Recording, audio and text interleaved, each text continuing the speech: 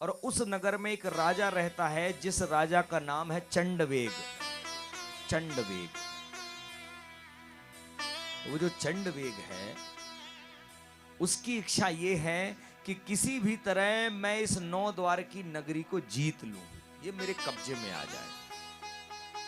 वो बहुत प्रयास करा, लेकिन वो 5 फण का नाग इतना ताकतवर है कि वो चंडवेग उस 5 फण के नाग को हरा नहीं पा रहा है, क्योंकि जब तक नाग मरेगा नहीं तब तक महाराज नगरी में प्रवेश संभव नहीं।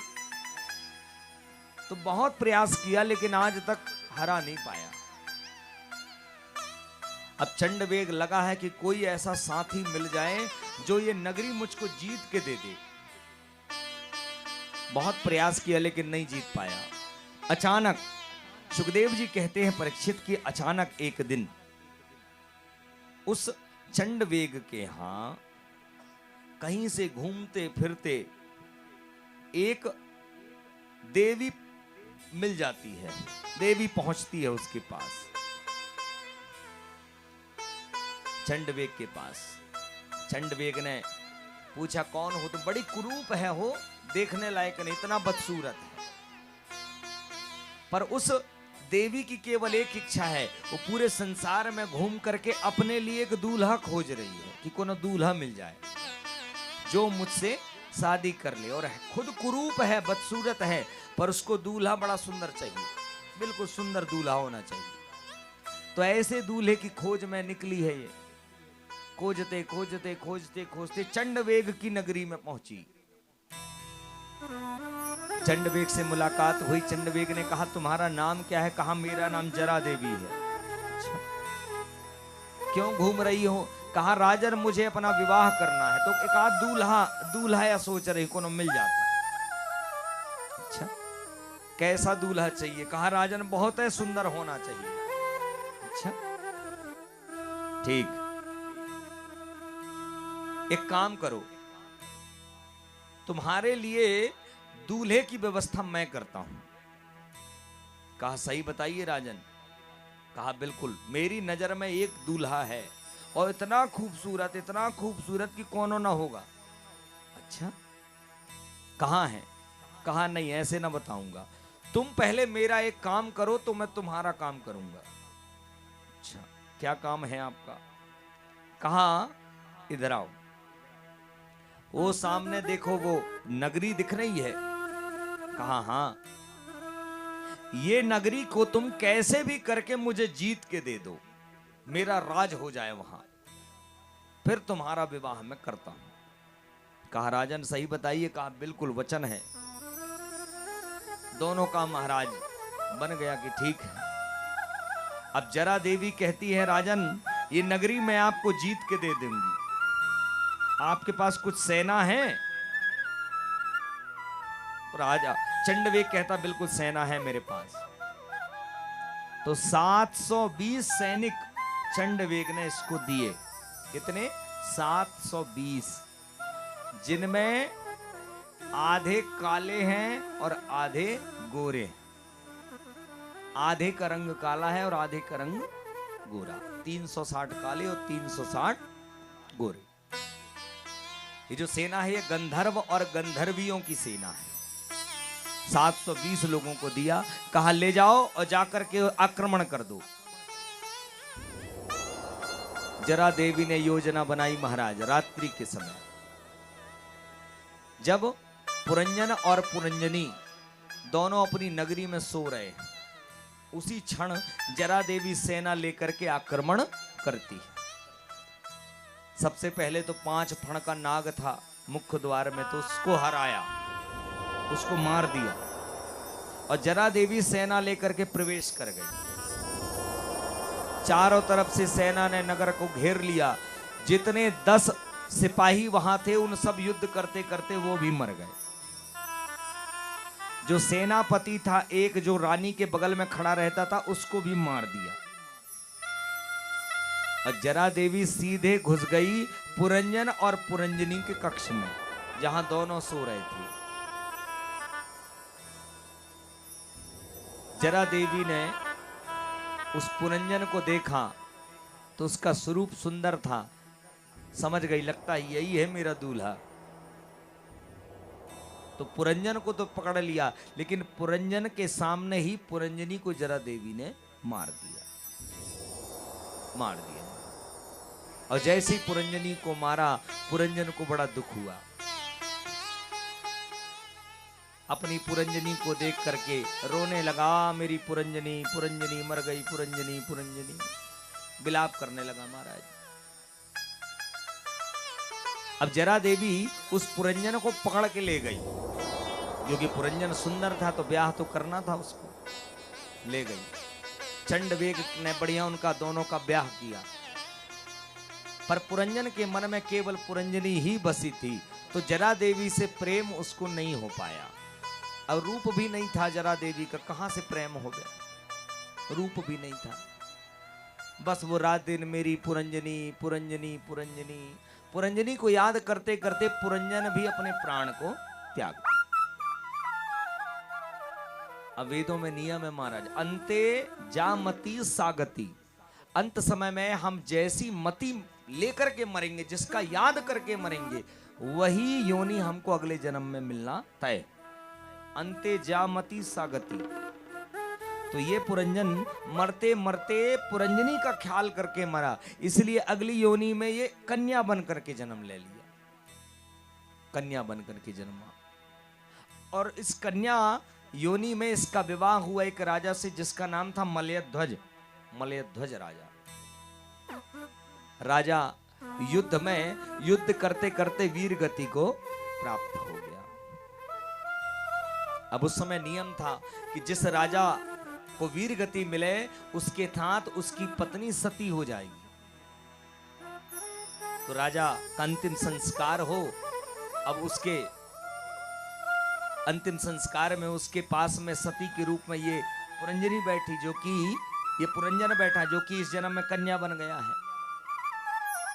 हाथ जोड़ करके अब पति के साथ सती होने की तैयारी है। उसी क्षण महाराज, पिछले जन्म में जो इसका मित्र था अविज्ञात, जिसके साथ ये रहता था, वो अविज्ञात इसको खोजते खोजते खोजते खोजते उसी जगह में पहुंच गया। और जैसे सती के रूप में उस कन्या को देखा तो हाथ पकड़ के नीचे उतार दिया। जैसे हाथ पकड़ा तो वो कन्या क्रोध में आ गई, कौन हो तुम और मेरा हाथ कैसे तुमने पकड़ा? तुम जानते नहीं हो मैं सती होने वाली हूं, ये मेरे पति हैं। अभिज्ञात ने कहा ये पति अति कुछ नहीं है, उसको छोड़, तू मुझको पहचान मैं कौन हूं। कहा मैं तुमको नहीं जानती, मैं अपने पति के अलावा किसी पुरुष को नहीं जानती। अरे कहा तो तू कन्या इस जन्म में है, इससे पिछले जन्म में तू मेरा मित्र था और तेरा नाम था पुरंजन, याद कर, हम दोनों साथ में रहते थे। तूने मुझे बिन बताए मेरे मना करने के बाद भी तू मुझको छोड़ करके अकेले घूमने निकला था, और देख घूमते घूमते तू कहां भटक के आ गया आज। जब उस कन्या को उस मित्र अभिज्ञात ने पुराने जन्म की बात बताई, तब धीरे धीरे उसको याद आया, और वो कन्या रूपी पुरंजन ने हाथ जोड़ करके अभिज्ञात से क्षमा मांगी कि मित्र, मैंने बहुत बड़ी गलती करी जो तुझसे बिछड़ गया। तूने मुझे रोका, बार बार टोका कि मत जा, पर मैं नहीं माना। तुझसे बिछड़ने के कारण ही आज मेरी ये दुर्गति हो गई, क्षमा कर दे। अब लेकिन दोबारा मैं कभी तुझे छोड़ करके नहीं जाऊंगा, तू भी मुझे मत छोड़ना। अभिज्ञात ने कहा मैं तो तुझे कभी नहीं छोड़ना चाहता, तू ही मुझे छोड़ के जाता है, चल। हाथ पकड़ करके अभिज्ञात अपने साथ ले गया। इतनी कथा पूरी बताई नारद जी ने, और प्राचीन बरही महाराज से पूछा कुछ समझ में आया? प्राचीन बरही ने कहा महाराज कथा तो अच्छी लगी, लेकिन समझ में कुछ नहीं आया, समझ में कुछ नहीं आया। नारद जी ने कहा सुन, अब दो मित्र थे अभिज्ञात और पुरंजन। पुरंजन कोई और नहीं, हम जितने जीवात्मा हैं हम हैं पुरंजन, हम सब पुरंजन। और अविज्ञात कोई और नहीं, ये बिहारी जी हैं अविज्ञात। अर्थात हम जीवात्मा पुरंजन और परमात्मा अविज्ञात। जीवात्मा का सबसे परम मित्र यदि कोई है तो परमात्मा ही है। हम सदा सर्वदा उनके ही चरणों में निवास करते हैं। पर हम भगवान को छोड़ करके जब इस संसार में भटकना शुरू करते हैं तो भटकते भटकते पुरंजन कई नगरों में गया। ये कई नगर हैं महाराज, योनिया, जो 84 लाख योनिया है, ये है वो गांव, ये नगरिया जहां हम घूमे, लेकिन कोनो नगरी हमें पसंद नहीं आई। और जिस 9 द्वार की नगरी को पुरंजन ने पसंद किया, वो 9 द्वार की नगरी है हमारा मानव शरीर। ये मानव शरीर ही वो नगरी है जो पुरंजन को पसंद आई। सुंदर है क्यों? अच्छा अच्छा खाने को मिलता, अच्छा अच्छा पीने को मिलता, पहनने को मिलता, घूमने को मिलता, ओढ़ने को मिलता। इसलिए ये 9 द्वार की नगरी हमको बड़ी अच्छी लगी। अब ये जो जीव आत्मा है इस 9 द्वार की नगरी में प्रवेश किया। अब इस 9 द्वार की नगरी का मुख्य रक्षक है 5 फण का नाग। और ये 5 फण का नाग कोई और नहीं, 5 तत्व हैं जिनसे मिलकर के ये मानव का तन बना है। क्षिति जल पावक गगन समीरा, ये 5 तत्व है जो 5 फण के नाग हैं जिससे ये मानव तन बना है। तो ये जीव आत्मा इस 9 द्वार की नगरी में प्रवेश कर गया। और 9 द्वार क्यों है? क्योंकि हमारे शरीर में 9 छेद हैं, 2, 2 4, 2 6, 7 और 2 गुप्तांग, गुप्तांग 2 छेद, कुल हो गए 9 छेद। तो 9 छेद मतलब 9 द्वार की नगरी ये शरीर है, मानव शरीर। तो 5 फण के नागों को हमने हरा दिया और पुरंजन प्रवेश कर गया इसमें। अब इसमें एक सुंदर कन्या ने देखा, बड़ी सुंदर कन्या थी। तो जीवात्मा इस 9 द्वार की नगरी में जो सुंदर कन्या है, वो सुंदर कन्या है हमारी बुद्धि, मति। मति वो कन्या है जिससे इस जीवात्मा ने विवाह कर लिया। और उस कन्या के 10 सेना है रक्षक। तो 5 कर्मेंद्रिय और 5 ज्ञानेंद्रिय, ये हो गई 10 सेना। और 10 सेना को कंट्रोल करने वाला एक सेनापति है, वो हो गया हमारा मन। मन जिसको कहते हैं विसुचीन, विसुचीन। तो 9 द्वार की नगरी की मालकिन हो गई मति बुद्धि, सेना हो गई 5 कर्मेंद्री 5 ज्ञानेंद्री, और इनका सेनापति हो गया मन। तो हम यहां रहने लगे महाराज। अब हम इस मति रूपी रानी के इतने बस में हैं कि जो ये कहेगी वही हम करते हैं। ये कहेगी कि आज भागवत चलना है, कृष्ण जन्म है, तो आज चले आए। अब कल यदि ये कह दी कि अब कल गए थे अब आज रहने दो, आज सो ले, ठीक है, तो सो जाए। जैसे जैसे ये कहे तैसे तैसे हम करें। हम जीवात्मा इसी के अनुसार चलते हैं। और चंडवेग, ये जो चंडवेग है जो इस 9 द्वार की नगरी को मारना चाहता है, ये चंडवेग है, ये काल चक्र, ये समय, एक एक सेकंड, एक एक पल जो बीत रहा है, ये काल चक्र है चंडवेग जो मारना चाहता है इसको। साल भर में कभी सर्दी करेगा, कभी बुखार लाएगा, कभी टाइफाइड होगा, कभी कोरोना होगा, कभी कुछ होगा। लेकिन जब तक 5 फण का नाग ताकतवर है, अर्थात ये 5 तत्व शरीर के जब तक ताकतवर है, तब तक आपके शरीर को कुछ होने वाला नहीं। तो चंडवेग बहुत प्रयास करा हराने का, लेकिन नहीं हरा पाया। तो चंडवेग ने किसका सहारा लिया? जरा देवी का। जरा देवी को कहते हैं बुढ़ापा, बुढ़ापा को कहते हैं जरा देवी।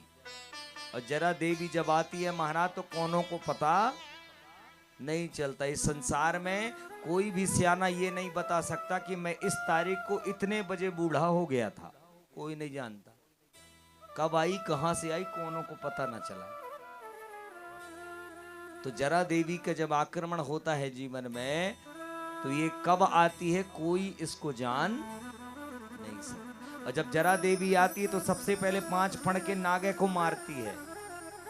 तो बुढ़ापा जब आता है तो 5 फण के 5 तत्वों को सबसे पहले कमजोर कर देगा, क्योंकि यदि 5 तत्व मजबूत हो तो जरा प्रवेश नहीं कर पाएगी।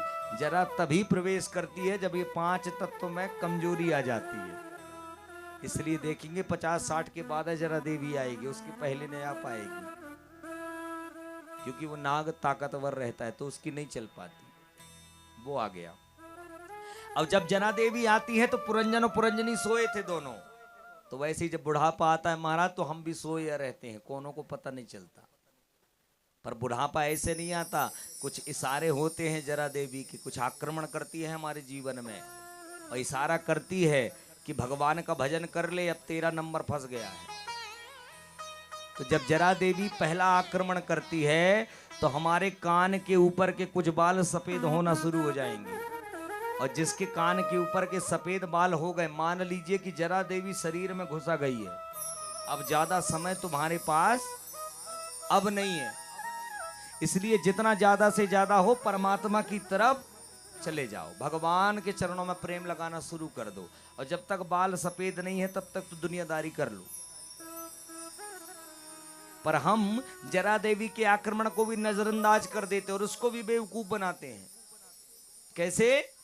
अब आजकल तो वो गोदरेज वोदरेज ग्लैमर आ गया है, उसको बढ़िया घोले और ऐसे करके 10 रुपए का पाउच चुपर लिए, सारे बाल काले हो गए महाराज। जरा देवी कहती है एक आक्रमण तो मैंने किया था लेकिन ये तो पूरे काले हैं। अरे कहाँ, अभी बहुत टाइम है हमारे जीवन में, सब काला है ये। तब जरा देवी हंसती है कि रे पुरंजन, मैं तेरे ही लिए कह रही थी कि अब भगवान से नाता जोड़ ले। बहुत तेल लगा लिया सुगंधित, अब ज्यादा तेल न लगा हुआ, अब इसमें कुछ नहीं होना है। पर जीवात्मा नहीं मानता महाराज। दूसरा आक्रमण जब जरा देवी करती है ना तो यहां से थोड़ा दिखना कम हो जाता है। बहुत दुनिया को देख लिया, जरा कहती है अब केवल माधव को देख, बस अब ज्यादा देखने की जरूरत नहीं है। पर पुरंजन के समझ में नहीं आता, दिखना कम हुआ महाराज, एक तो ऑपरेशन करा लिए, लेंस डलवा लिए, फुर्सत। लेंस डल जाएगा सब कुछ देखूंगा पर परमात्मा की तरफ तो नहीं देखूंगा। जरा देवी फिर परेशान, कहा रुक जा। तीसरा आक्रमण जरा देवी करती है और महाराज ये 32 के 32 दांतों को निकाल के किनारे कर देती है। बहुत हलवा पूड़ी खा लिए, बहुत सोहारी खा लिए, अब केवल दलिया पियो बस, ज्यादा यहां वहां ना खाओ। पर जीवात्मा पुरंजन के समझ में नहीं आता। अब आजकल तो नकली दांत के सेट भी बन जाते, बढ़िया बनवा लो, नाप के, कहां फुर्सत। नहीं समझा। चौथा आक्रमण जब जरा करती है तो शरीर को 3 जगह से टेढ़ा कर देती है और ले जाके खटिया में डाल देती है। जब चौथा आक्रमण जरा का होता है तब जीवात्मा पुरंजन जागता है, हे भगवान इतना समय निकल गया, अब याद आया कि जीवन में राम का नाम कृष्ण का नाम तो लिया ही नहीं, इतना समय निकल गया। पर चौथे आक्रमण में महाराज मुंह टेढ़ा हो गया है, अब तो राम का नाम भी मुंह से नहीं निकल पाएगा, अब कुछ नहीं होगा। तब उस समय याद आता है कि जीवन में इतना कुछ किया लेकिन भजन नहीं कर पाए कभी, यदि भजन किए होते तो शायद आज ये गति न हो पाती। तब मन होता है कि राम भजनू कृष्ण भजनू, पर भजने नहीं होगा। अब जब जीभ साथ नहीं दे रही, मुंह साथ नहीं दे रहा, तो कहां के राम और कहां के श्याम। तब दिन रात केवल जीवात्मा अश्रु बहाता है और कुछ नहीं करता, और निवेदन करता है कि हे जरा देवी 5वीं घंटी मार और यहां से हमको ले जा, अब नहीं सहा जा रहा। पर जरा देवी कहते हैं हाँ बहुत इशारा किया था तुझको लेकिन तेरे समझ में उस समय नहीं आया, अब तनक भोग ले पहले तब फिर चलेंगे। अब तो महाराज जब जितने समय का मोहलत है उतना तो भोगना पड़ेगा। अंत में गए और पुनः फिर कर्मों के कारण फिर किसी योनि में, फिर किसी गर्भ में फिर आगमन हुआ, और गर्भ में जैसे ही आगमन हुआ और जैसे ही महाराज 7वां महीना लगता है माता के गर्भ में, उस जीवात्मा को अपने पूर्व जन्म के पूरे रहस्य का ख्याल आता है कि मैं कौन था, क्या था, कहां से आया। जब माता के गर्भ में 7वें महीने का शिशु होता है तो पूर्व जन्म का ख्याल उसको आ जाता है, और तब हाथ जोड़ के परमात्मा से निवेदन करता है, अब की बार कृपा कर दे, जल्दी से इस नरक से बाहर निकाल, तेरा तेरा भजन करूंगा, कुछ नहीं करूंगा। भगवान कहते याद कर अच्छे से, मेरा ही भजन करेगा, कुछ और ने कहा बिल्कुल नहीं। और जैसे ही संसार में जन्म लेता है तो भगवान को भर याद नहीं करते, हम बाकी सब करते, सब करते, केवल इसी को याद नहीं करते। अंततः जन्म और मरण के चक्कर में ये जीवात्मा फंसा रहता है। तब अंत में याद आता है भोगने के कि हे जीवात्मा, हे परमात्मा, तेरी शरण में यदि रहा होता तो मुझे आज भटकना नहीं पड़ता। इसलिए मित्रों, सदा सर्वदा जीवन में हर कार्य करें जो जिम्मेदारी है, लेकिन हर कार्य के लिए समय है तो परमात्मा के भजन के लिए भी समय निकालिए। जीवन में काम करोगे तो दूसरों का बनेगा, भजन करोगे तो आप का बनेगा। इसलिए भजन करिए, राधा रानी के चरणों को प्रणाम करिए, उनसे उनकी कृपा